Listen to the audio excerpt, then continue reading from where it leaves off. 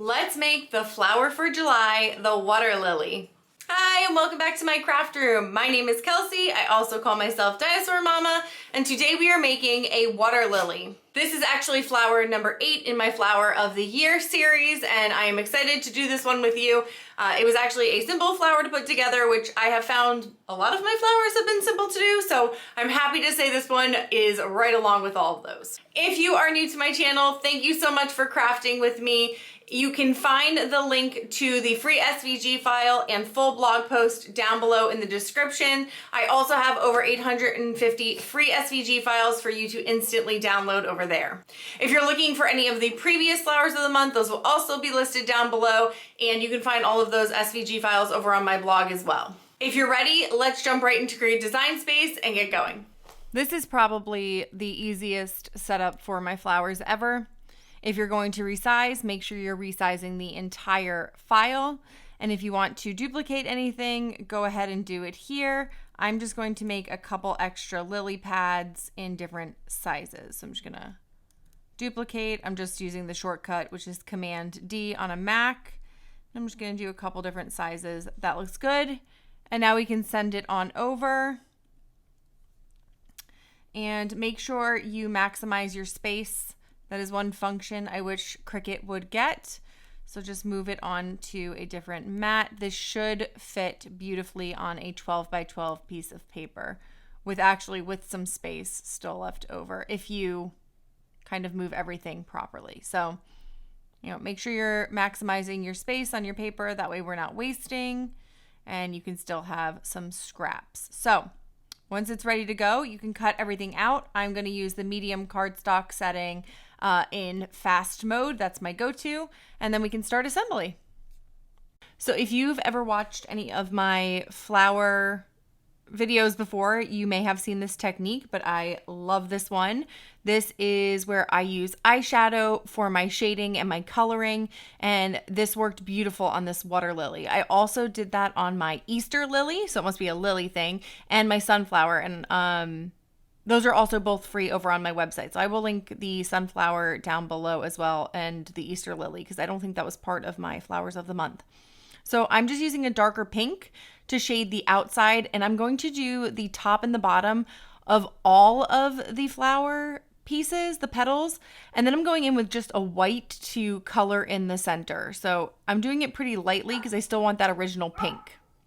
And you're going to do both sides like I mentioned. The only ones I didn't do both sides were towards the end, the last 2 layers. And we're working from the biggest inwards to the smallest. So I hope that makes sense. So this one that I'm doing right now is the center petal group.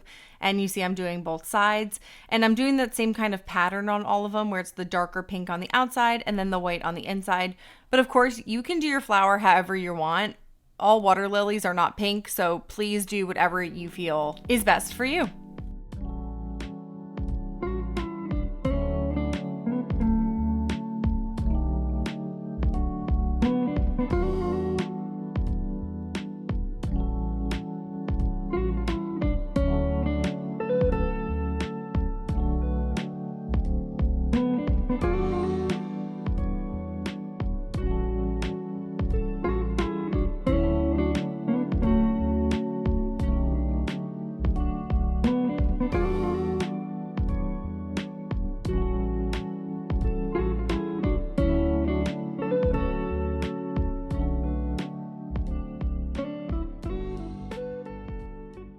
Okay, and for the center, we're doing pretty much the same thing where we're gonna go in with a darker color. I went with orange just to give it some shading at the bottom. Again, this is optional for you. I did do this on both sides of the center as well.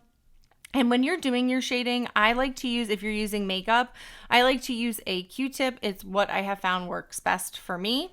And this is a makeup palette from NYX. I don't think they make it anymore. My sister-in-law actually gave this to me as a gift a while ago, and I ended up using it for my crafting. So you don't have to buy like an expensive palette. You can go and get like a Wet n Wild one that's a little bit cheaper.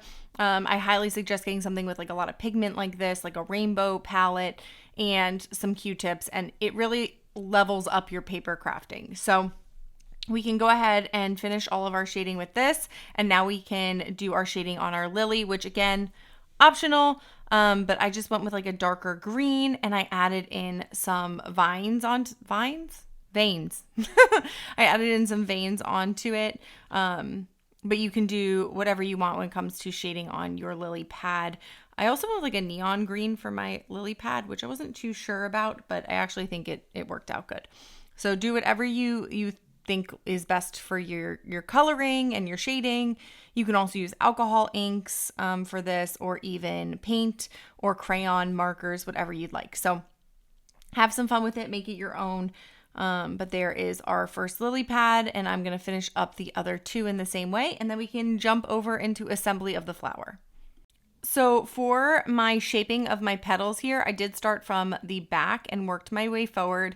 And I do have this in a faster mode. It's in 2x right now, but I am curling these around an old paintbrush. That's all I'm doing, is just kind of rounding them and giving them a nice little curl around the paintbrush. So you don't need to do any sort of special curling here. Any sort of dowel will work. You can use a paintbrush, or you can use like a pen with, just make sure you don't color on your petals, but nothing special here, no special tool needed. Just round those petals out so that they have a nice curve to them.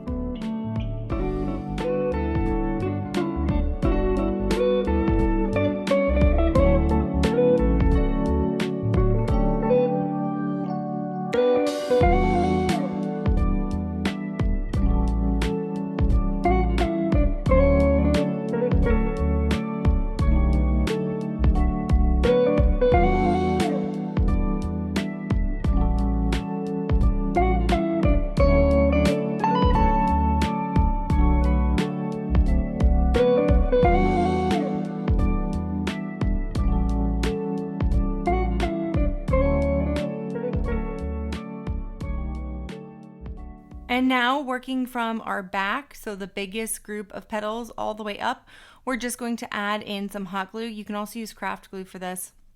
And we are just going to offset those petals going up to give us a nice full flower and work our way. I did the center separate, so I did the last group of petals in the center together before I glued that down. So let's go ahead and place all these down, and then I'll jump right over to the center. So you'll see I still have my last layer of petals, and now I'm grabbing my center, and I am going to start rounding this, but I want to give it like a middle. So I'm actually wrapping it around my finger. Just be careful if you use hot glue. And I am going to make it have a hole in the center. So this is not a traditional rolled flower. It has to have a middle that's open, and that's the way it is in a water lily. So make sure there's a nice gap. I did it around my pinky, which was plenty of room. And then I glued it down to the bottom. So it had a hole in the center. So it's not completely tight like a normal rolled flower. It definitely has an open in the center, but you don't want it to be like a curly Q either. So once you have that done, you can glue it to the center of your flower, and then glue the center of your flower into your water lily. Now, it's up to you how many water lily pads you made. I made 3. You can also just do none if you want to use this for something else. And you can glue these down to secure them, or you can leave them floating separately. So up to you on that as well. Again, I just make the templates and I share them, and then I leave all of the creativity up to you. And that is our full water lily tutorial. Thank you for joining me as we made the water lily. If you enjoyed this craft, please don't forget to give this video a thumbs up. It helps me so much. Subscribe to my channel for new crafty videos every single week, and share this with one of your crafty friends who have needed a new flower to try out. I will see you soon in my craft room, and stay crafty.